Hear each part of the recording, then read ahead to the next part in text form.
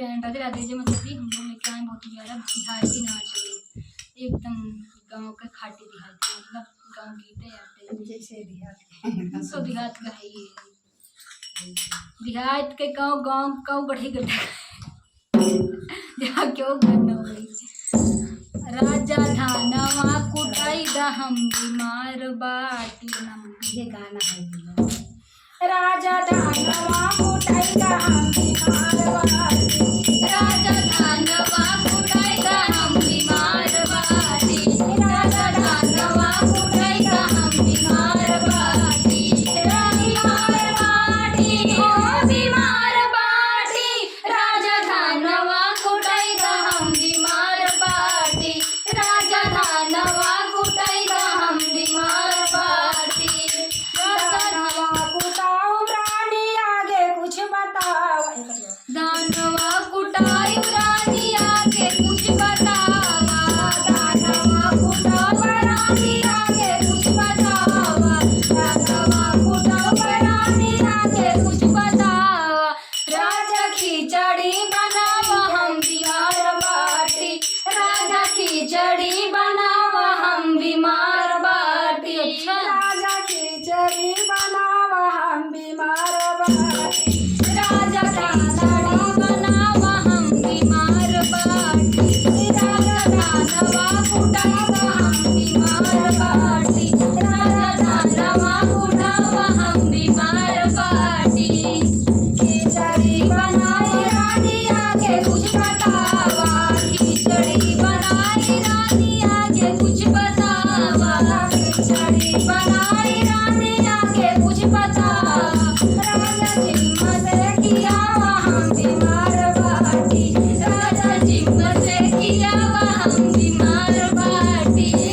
लेकिन हम लागत ना आई गो बीमार रही ये बीमार एक्टिंग है चिम्मच से खाए वाला। राजा चिम्मच से किया हम बीमार बाटी, राजा चिम्मच से किया हम आई मिस्टर होला नहीं आए करे बीमार बाटी हो बीमार बाटी, बीमार बाटी हो बीमार बाटी, राजा चिम्मच से किया हम बीमार बाटी, राजा चिम्मच से किया हम बीमार बाटी, राजा धानवा कुटावा हम बीमार बाटी, राजा धानवा कुटावा हम बीमार बाटी। हे बीमार बाटी हो बीमार बाटी, राजा धानवा कुटावा हम बीमार बाटी, राजा धानवा कुटावा हम बीमार बाटी।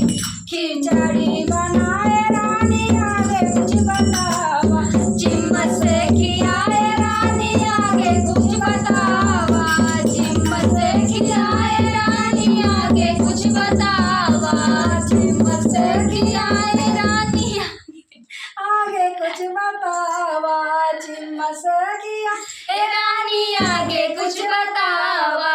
राजा बिस्तर लगावा हम बीमार बाटी, राजा बिस्तर लगावा हम बीमार बाटी, राजा बिस्तर लगावा हम बीमार बाटी, राजा बिस्तर लगावा हम बीमार बाटी।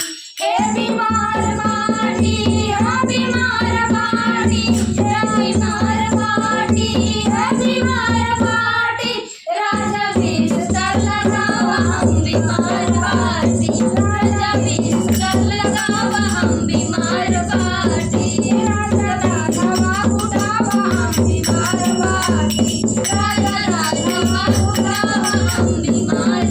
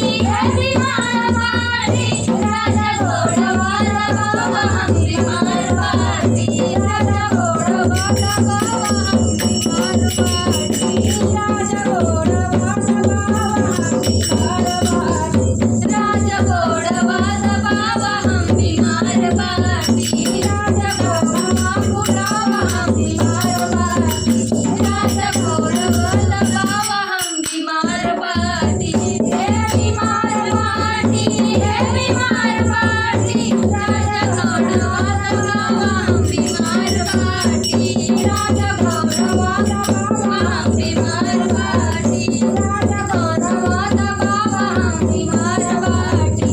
देखा भैया हम बतावत भाई तू कहीं बीमार हो सही सही सब सुन लीजिए। इनका नहीं रे इनका पहली चीज तो है खाना ना बनाओ एक बार।